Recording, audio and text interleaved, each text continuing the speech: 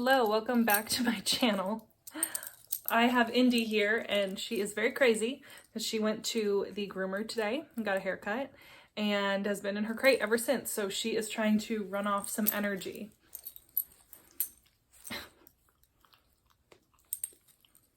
All right, but Indy and I are here to talk about my January wrap up. Hopefully Miss Indy will settle down. And you're crooked. There we go. It's kind of hard to film with her in here because she makes a lot of noise and wants to get into everything because she's still a puppy. But enough of that cute introduction. I'm here to talk about my January books. I read 7 books in January. I'm only going to talk about 5 of them today though, because 2 of them are for a secret reading vlog that is not yet out. I haven't finished it yet. I was hoping to finish it, but I didn't. So you'll have to wait on those 2. But I will tell you which books they are. I'm just not going to tell you any of my thoughts on them. January was a little bit of a crappy month. Actually, it was a lot of a crappy month. For whatever reason, bad things seem to happen to me in January, which is also a bummer because it's my birthday month. So there was definitely some not super lucky things that happened to me in January. For example, I had a flat tire, my dog had to go to the vet twice, I got stuck in Oregon on a work trip, I got sick over my birthday, just not a whole lot of fun times in January. My birthday was fun, but being sick on my birthday wasn't. So for the past couple of years, I have started this little tradition of reading a Diane Chamberlain book as my first book of the year. It's just kind of worked out that way. And so I did read The Stolen Marriage by Diane Chamberlain, and I read this because my friend Elizabeth really enjoyed it. And I liked this. I gave it 4 stars when I read it. But then when I was going back and like writing down things for this video, I had a hard time remembering it. But this is historical, and it's set in 1944. And this girl has a one-night stand and finds herself pregnant, and the guy decides to do the honorable thing and marry her and claim their child. So she moves from New York to North Carolina, and her entire world is different, and there's a lot of just secrets. It was a good book. I do recommend it if you like historical fiction. I'm starting to think that maybe 4 stars was a little bit generous because I don't remember specific things about this book anymore, but it does focus heavily on the polio epidemic. And so that was really interesting, hearing about like the hospitals that they started specifically for polio patients and the iron lung and things like that.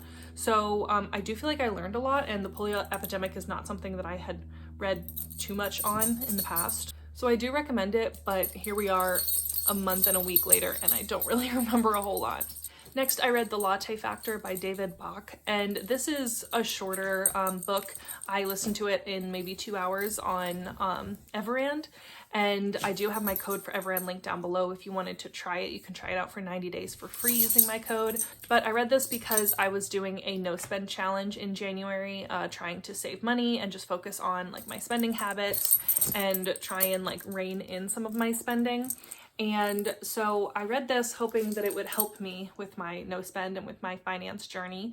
I have a lot of financial goals for 2024. I feel like this would be really good for somebody who's like graduating high school or in college or about to graduate college. But at 31, I feel like it was a little bit too dumbed down, but it does have some good things. It's like kind of allegorical. It's like fiction, but it's like you're following this person as she's figuring out like her finances and learning about saving and investing. And so if you're somebody who's in your like early to mid 20s and you feel like you're living paycheck to paycheck and you make a good salary but you still feel like you don't have any extra money, then this might be something that might help you. So I definitely think that teenager or early 20s would definitely benefit from this book. I enjoyed it. It was nice. It gave me some good ideas, but it wasn't anything earth-shattering or anything that I hadn't heard about before. Next, I listened to The Honeymoon Crashers by Christina Lauren, and this is supposed to come after The Unhoneymooners, and this was like a novella.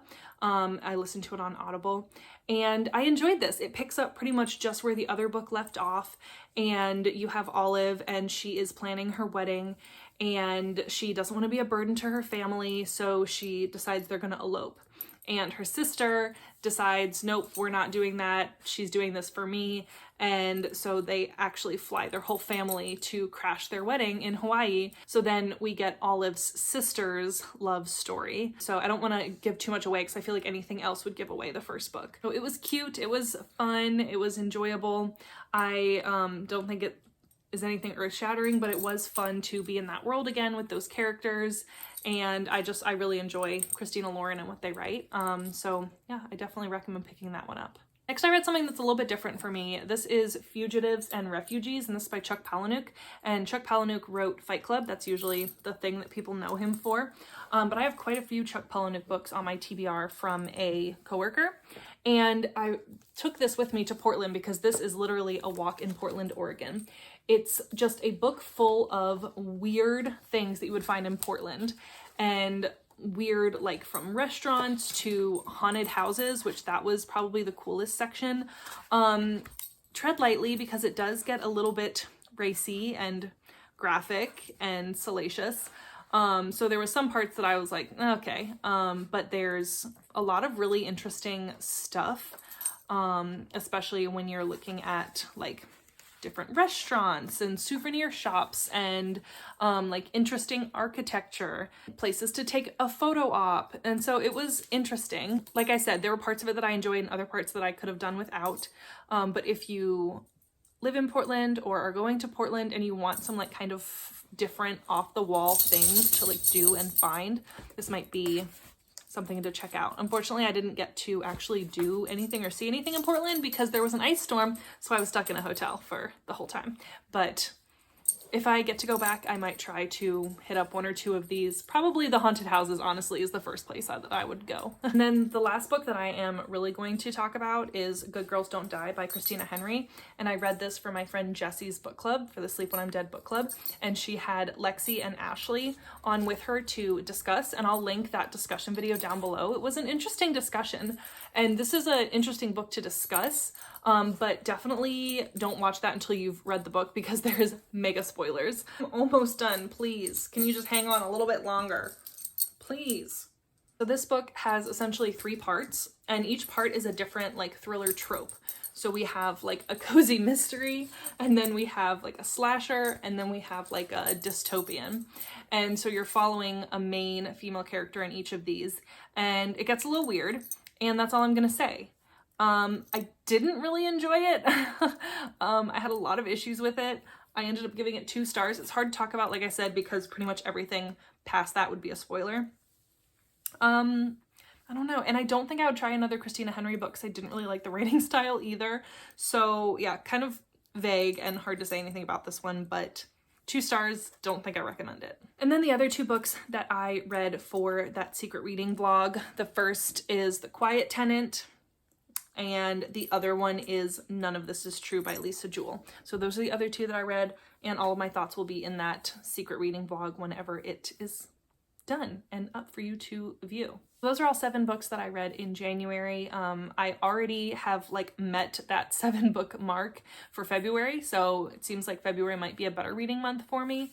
But let me know down in the comments below if you've read any of these books and what you thought about them. Also, let me know what your favorite book was in January. Please hit that subscribe button. It really helps out my channel. And Indy and I will see you in our next video.